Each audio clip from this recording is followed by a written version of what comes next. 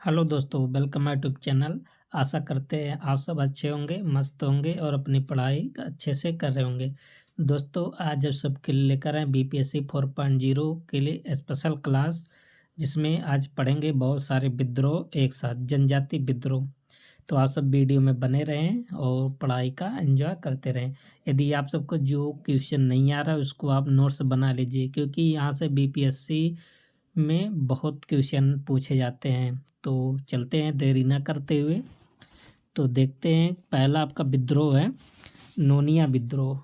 कौन सा विद्रोह है दोस्तों? नोनिया विद्रोह। सबसे पहले आपको बता दें कि बीपीएससी में पूछता क्या विद्रोह के बारे में, 3 टॉपिक कवर करता है। एक तो पूछता है कि विद्रोह कब हुआ था, एक पूछता उसका कारण क्या था, एक पूछता उसका क्षेत्र क्या था, या पूछ लेता उसके नेतृत्व करता। तो 4 टॉपिक पर आपको फोकस करना है। कौन कौन? कब हुआ था, रीजन क्या था, एरिया क्या था और नेतृत्व करता कौन थे। ठीक, इसी पर आधारित बहुत सारे टॉपिक आज कवर करेंगे, तो वीडियो में बने रहें। तो पहला विद्रोह क्या? नोनिया। कब हुआ था? 1770 से 1800 में हुआ था। ठीक, इसका कारण क्या था? अंग्रेजों का एकाधिकार। किस पर एकाधिकार हो गया था? सोरा पर। सोरा क्या था? कि जो गन पाउडर होता था, सोरा।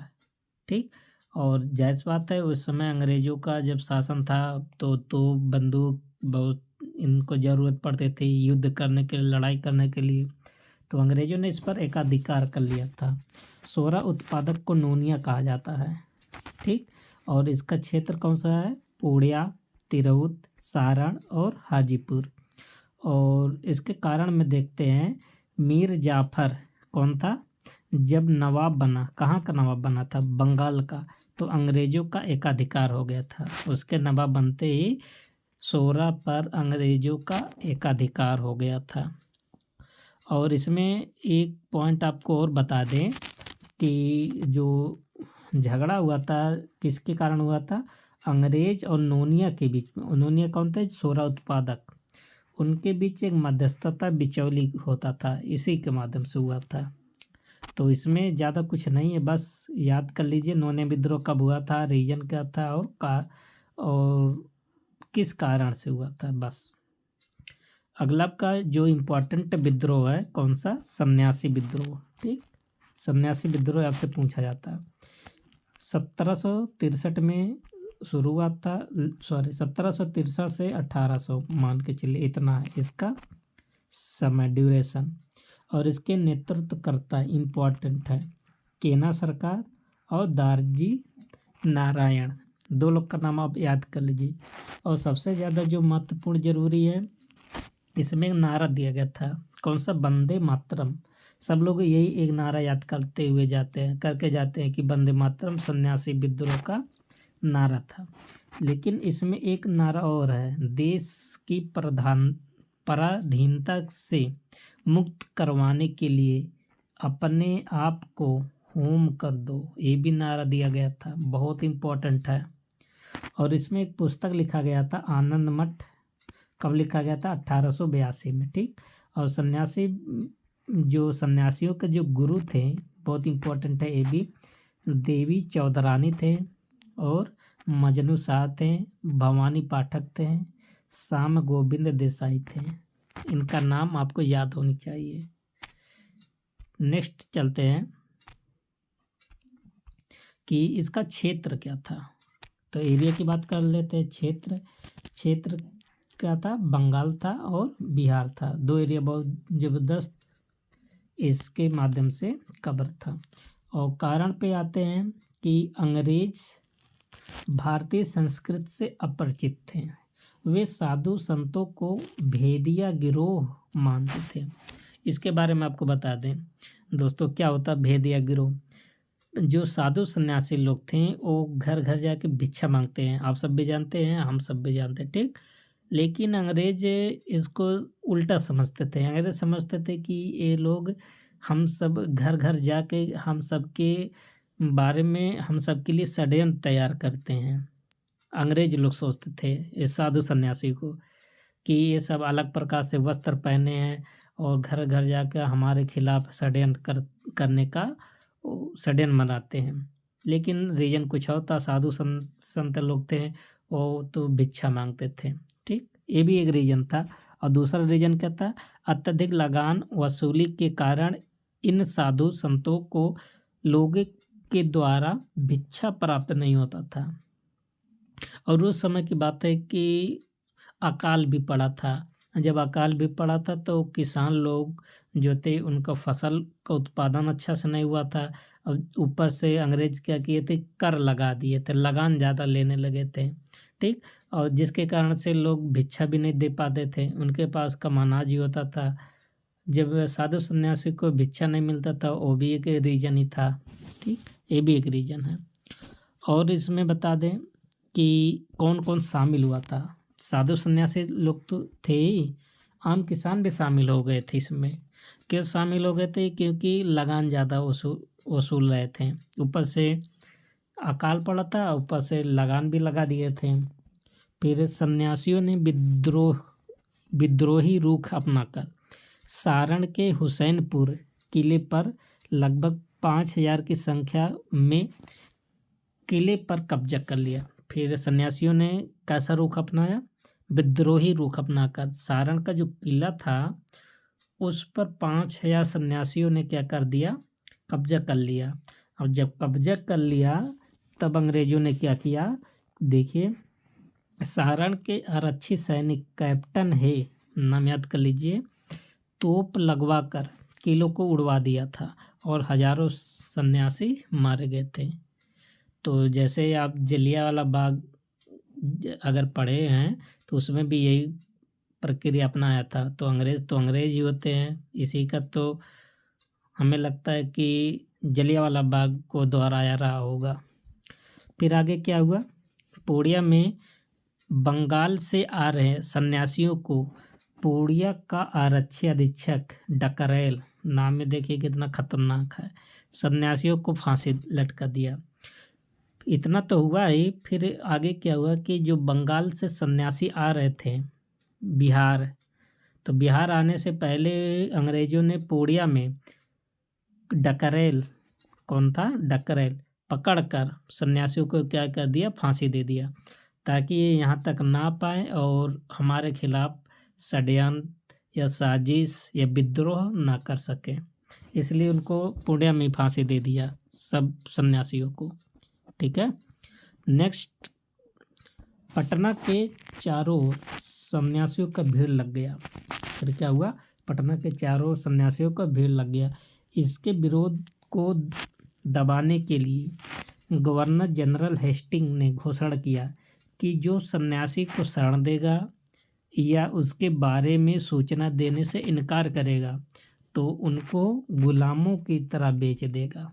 कैसे बेचेगा? गुलामों की तरह। देखिए, इतना कठोर प्रतिबंध अंग्रेजों ने लगाया कि यदि कोई जो ऐसा है जो सन्यासियों के बारे में सूचना नहीं दे रहा या उनको शरण दे रहा है तो उनको गुलामों की तरह बेच देंगे।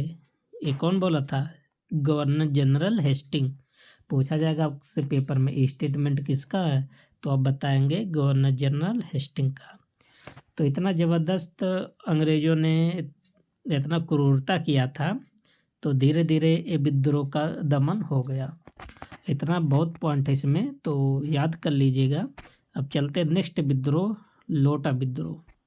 जी हाँ, आप सब जो सुन रहे हैं लोटा विद्रोह, लोटा जो आप सब यूज करते हैं घरों में, वही लोटा। इसमें क्या हुआ था? कब हुआ था? सबसे पहले 1856 में इसका समय याद कर लीजिए। और कहाँ हुआ था? मुजफ्फरपुर जेल में। ये जेल में हुआ था। इसमें क्या हुआ था? जो कैदी थे, कारण देख लेते हैं, पहले पढ़ लेते हैं फिर आपको समझा देते हैं। कैदियों ने पीतल का लोटा लिया और उन्हें मिट्टी का लोटा दे दिया, ठीक। आपको इसके बारे में बता दें थोड़ा कि मुजफ्फरपुर कैदियों से जो उनके पास पीतल का लोटा था, अंग्रेज़ों ने पीतल का लोटा को ले लिया और मिट्टी का लोटा दे दिया। फिर कैदियों के सामने दिक्कतें आने पड़ी। दिक्कत कैसे आने पड़े? वो सब सोचे कि ये मिट्टी का है, यदि टूट भी सकता है, बहुत जल्दी टूट सकता है, तो उनके सामने समस्या भी आ सकती है, ठीक। जिसके कारण जो कैदी थे मुजफ्फरपुर जेल के, उन्होंने अंग्रेजों के खिलाफ क्या कर दिया, विद्रोह कर दिया कि ऐसा नहीं होना चाहिए। आखिर में फिर मान गए थे, फिर उनका पीतल का लोटा वापस दे दिए थे। ठीक, नेक्स्ट चलते हैं संथाल विद्रोह। संथाल विद्रोह, तो संथाल विद्रोह कब शुरू हुआ था? 30 जून 1855-56 में शुरू हुआ था। और इसके नेतृत्वकर्ता कौन थे? सिंधु, कान्हो, चाँद, भैरव। और इनकी 2 बहनें थीं। बहनें कौन थी? फूलो, झानो, 2 बहनें थी, इनको याद कर लीजिए। ठीक, और क्षेत्र कौन सा था? बंगाल और बिहार था, 2 क्षेत्र प्रभावित था। और जो सिंधु, कान्हो, चाँद किनके पुत्र थे? चुन्नू माझी के पुत्र थे। यदि आपसे पूछा जाए कि सिंधु, कान्हो, चाँद किसके पुत्र थे, तो आप बताएंगे कि चुन्नू माझी के पुत्र थे। और आपको एक स्थान बताते, भागलपुर और राजमहल की पहाड़ी। राजमहल की पहाड़ी, तो राजमहल की पहाड़ी को अंग्रेजों ने दामन-ए-कोह कहा था। क्या नाम दिया था? दामन-ए-कोह। तो आपसे यदि पूछा जाए कि भागलपुर की पहाड़ी को किस नाम से जाना जाता है, तो आप बताएंगे दामन-ए-कोह। अंग्रेजों ने कब कहा था? 1832 में। ठीक, और देख लेते हैं इसमें कि संथाल जनजातियों को हजारीबाग से लाकर भागलपुर राजमहल में बसा गया। अंग्रेजों ने क्या किया उस समय कि जो हजारीबाग में जनजाति थे, कौन? संथाल जनजाति, उनको लाकर भागलपुर में बसा दिया गया था। जबकि भागलपुर में पहले से ही जनजाति रहते थे। कौन से जनजाति? पहाड़ी जनजाति। राजमहल की पहाड़ी में पहले से ही पहाड़िया जनजाति के लोग रहते थे। जायज़ बात है, पहले से वहाँ पहाड़ी जनजाति रहते थे और ऊपर से अंग्रेजों ने संथाल जनजाति को ला के और बसा दिया, तो दोनों जनजाति में क्या होगा? आपस में मतभेद होगा ही, है ना। तो रीजन क्या था, कारण क्या था संथाल विद्रोह का? तो सबसे पहले आपको बता दें कि रेलवे विस्तार में बेगारी कराई गई। इन सब से क्या कराया गया था? रेलवे विस्तार में बेगारी। ये आपको बता दे क्या होता है। जैसे इनसे तो काम कराया गया संथालियों से, लेकिन इनके एवज में इनको पैसा, इनको दाम नहीं दिया गया। तो ये भी रीजन है। जायज़ बात है, अगर कोई किसी से काम करा ले और पैसा ना दे तो मूड तो खराब होगा ही। दूसरा रीजन क्या था? जमींदारी व्यवस्था के कारण लगान ना देना। तो अंग्रेजों के समय में सबसे बड़ी समस्या तो यही थी, लगान ही। कर तो इतना लगा देते थे, किसान ही परेशान हो जाते थे। अपने जमीन जायदाद से वंचित हो गए, और ये सब अपने जमीन जायदाद से क्या हो गए थे? वंचित। पहली बात, उनको दूसरी जगह से लाकर दूसरी जगह बसा दिया, न वहाँ के हुए न यहाँ का हुआ। तो ये भी रीजन ही था। और क्या था? बधुआ मजदूरी कराया गया। बधुआ मजदूरी मतलब इनको फिक्स काम कराया गया, जैसे परमानेंट रख लिया गया कि तुम यही काम करोगे। और क्या था? पहाड़ी जनजाति की अपने इनके साथ भेदभाव। तो जायज़ बात है, भी आपको बताए थे कि पहाड़ी जो जनजाति थे यहाँ, और ऊपर से संथाल जनजाति आ गए थे, तो आपस में क्या हो गए थे? मतभेद हो गए। ये भी रीजन था। इसके बाद क्या हुआ? विद्रोह हुआ। क्या हुआ? विद्रोह। और विद्रोह होने पर अंग्रेज कैप्टन, नाम याद कर लीजिए, मेजर बारो को पराजित कर दिए। और जब मेजर बारो पराजित हो गए तो 1856 में इस विद्रोह को दमनात्मक तरीके से दबा दिया गया। कैसे दबाया गया था? दमनात्मक तरीके से। ठीक, नेक्स्ट क्या है? और सरगना काश्तकारी अधिनियम आया इसके बाद। कौन सा अधिनियम आता? सरगना काश्तकारी। बहुत इंपॉर्टेंट है, पूछा जाता कब आया था, तो आप बताएंगे 1876 में आया था। और इस अधिनियम के द्वारा क्या प्रावधान किया गया था कि गैर आदिवासियों को इनकी जमीन पर, इनकी भूमि पर, इनकी जमीन पर कब्जा प्रतिबंधित कर दिया। मतलब कोई अन्य बिरादरी इनके जमीन को कब्जा नहीं सकता था। किस अधिनियम के द्वारा? सरगना काश्तकारी अधिनियम 1876। ठीक, अब इसके बाद तो इनको अपना अधिकार तो मिल गया, है ना। फिर संथाली में पूछा जाता है हुल हुल, हुल हुल चिल्लाते थे संथाली लोग, और हुल हुल को क्या बोलते थे? विद्रोह। हुल हुल का मतलब क्या होता था? विद्रोह होता था। तो इस प्रकार से आप सबने एक एक पॉइंट देखा, जो पेपर में लगभग बहुत सारे पॉइंट पेपर में बना हुआ है।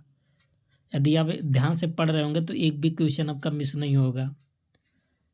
तो आपका सन्यासी विद्रोह खत्म होता है। अब नेक्स्ट विद्रोह देखते हैं, पहाड़िया विद्रोह। अभी इसके बारे में सन्यासी विद्रोह का भी जिक्र आया था थोड़ा, तो यहीं से था पहाड़िया विद्रोह। ठीक, तो पहाड़िया विद्रोह कब हुआ था? 1872 से 82 तक हुआ था। इसका क्षेत्र क्या था? वीरभूमि, जो झारखंड, और संथाल परगना।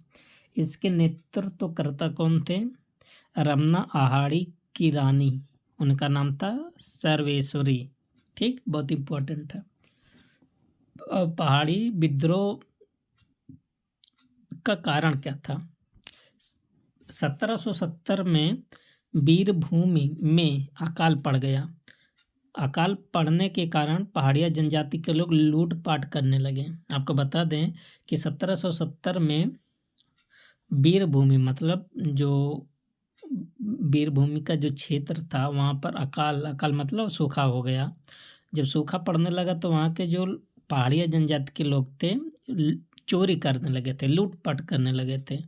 और जब लूटपाट करने लगे थे तो उनका मुकाबला हुआ अंग्रेज़ों से, मतलब अंग्रेज़ों से उनका झड़प हो गया। और इनके नेता थे रमना आहारी, और इनके नेता को रमना आहारी को क्या कर लिया? अंग्रेज़ों ने गिरफ्तार कर लिया। ठीक, और इनके क्षेत्रों में संथाल जनजातियों को बसाया जाने लगा। ऊपर से फिर अंग्रेज़ों ने इनके तो नेता को गिरफ्तार किया ही, साथ ही साथ अंग्रेज़ों ने क्या किया? इनके ही क्षेत्र में संथाल जनजाति को बसा दिया गया और ज़मीन की भी कटाई शुरू कर दिया गया था। दो बड़े रीजन हो गए, जिसके विरोध में महेशपुर की रानी सर्वेश्वरी ने विरोध किया। और जब सर्वेश्वरी ने विरोध किया तो अंग्रेज़ों ने क्या किया? इनको भी गिरफ्तार कर लिया, और गिरफ्तार करके भागलपुर जेल में इनको क्या कर दिया? फांसी दे दिया। तो पूछा जाता है कि महेशपुर की रानी को फांसी कहाँ दिया गया? तो बताएंगे भागलपुर में। ठीक, अंततः पहाड़िया जनजाति और अंग्रेज़ों में समझौता हुआ। जब समझौता हो गया तो यहीं पर विद्रोह क्या हो गया? समाप्त हो गया। तो जो पॉइंट बहुत इम्पोर्टेंट है, आप सब लिख लीजिए, या यदि आपको PDF चाहिए तो आप कमेंट कीजिए, आपको टेलीग्राम या व्हाट्सएप चैनल पर आपको प्रोवाइड कर दिया जाएगा। ठीक, नेक्स्ट आपका ढाल विद्रोह, बहुत इम्पोर्टेंट है। ढाल विद्रोह BPSC में यहाँ से देखिए हमेशा 1-2 क्वेश्चन आता है, चाहे प्राइमरी हो, 6 to 8 हो, या तो TGT PGT हो, तो सबके लिए इम्पोर्टेंट है ढाल विद्रोह। ढाल विद्रोह नहीं, पूरा विद्रोह। ठीक, इसके नेतृत्वकर्ता कौन थे? जगन्नाथ ढाल। ठीक, क्षेत्र कहाँ का था? सिंह भूमि।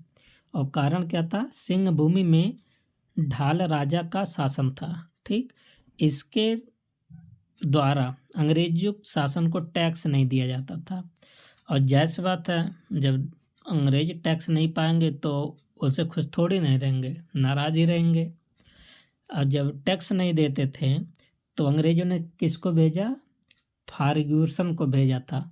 अंग्रेज कैप्टन फार्ग्यूसन ने ढाल राजा के भतीजे को अपने साथ मिला लिया।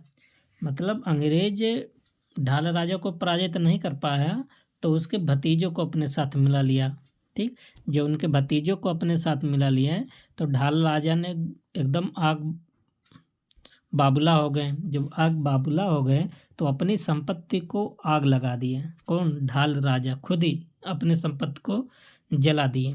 और जब जला दिए तो 22 मार्च 1767 में फार्ग्यूसन उस जली हुई संपत्ति पर कब्जा कर लिया। और फिर आगे क्या होता है?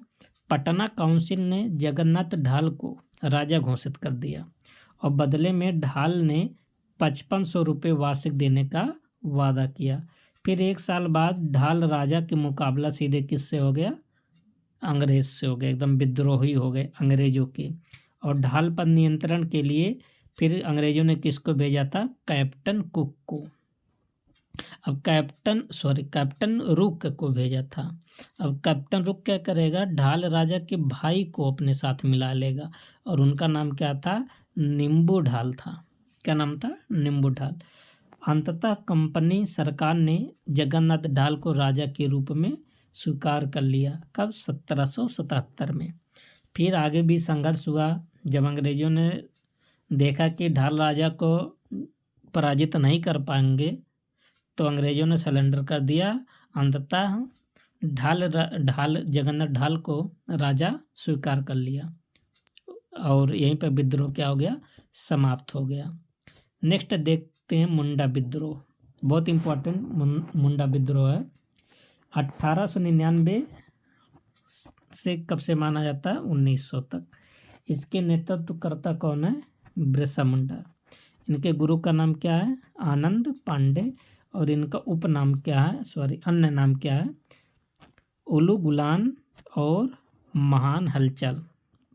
और बिरसा मुंडा को और किस नाम से जाना जाता है? गया मुंडा। और इसका मतलब क्या होता है? सेनापति। हम देख लेते हैं बिरसा मुंडा के बारे में। जन्म कब हुआ था? 15 नवंबर 1875 को उली हातू में हुआ था। और इनके पिता का नाम क्या था? सुरगुना मुंडा। उनका पालन पोषण कहाँ हुआ था? चालकंद में। और इन्होंने कहा था कि सिंह बोगो की पूजा करो। किसकी पूजा? सिंह बोगो की पूजा करो। और इस विद्रोह का देखते कारण क्या था? इसका कारण क्या था कि खुटकुटी व्यवस्था की समाप्ति। सबसे बड़ा कारण यही था। और खुटकुटी व्यवस्था क्या होता था कि जो सामूहिक स्वामित्व वाली भूमि जो होता था, इसको अंग्रेजों ने क्या कर दिया? समाप्त कर दिया, जिसके कारण यह विद्रोह हुआ। अब मुंडा को गिरफ्तार करने के लिए 500 रुपये का इनाम भी रख दिया अंग्रेजों ने। कितने रुपए का? 500। बीपीएससी में पूछा भी गया है। और गिरफ्तार कब किया? 3 मार्च 1900 को गिरफ्तार किया। कब? जब वो सो रहे थे, तब सोते वक्त गिरफ्तार किया था। और रांची के जेल में 9 जून 1900 को इनकी मृत्यु हो गई थी। और जो इनकी मृत्यु का जो कारण बताया था, हैजा बताया था, जबकि ऐसा नहीं है। लेकिन अंग्रेजों ने क्या बताया? हैजा। तो यही मानेंगे। अब नेक्स्ट देखेंगे बहाबी आंदोलन। ठीक, 1822 से 1859। लेकिन बिहार में कब हुआ था? 1870-71 में। अब बीपीएससी की तैयारी कर रहे हैं या बिहार के अन्य स्टेट एग्जाम की तैयारी कर रहे हैं तो बिहार के लिए 1870-71 इम्पोर्टेंट है। प्रमुख केंद्र क्या था? पटना। इसके नेतृत्वकर्ता कौन थे? विलायत अली, इनायत अली, आमिर खान और याही अली।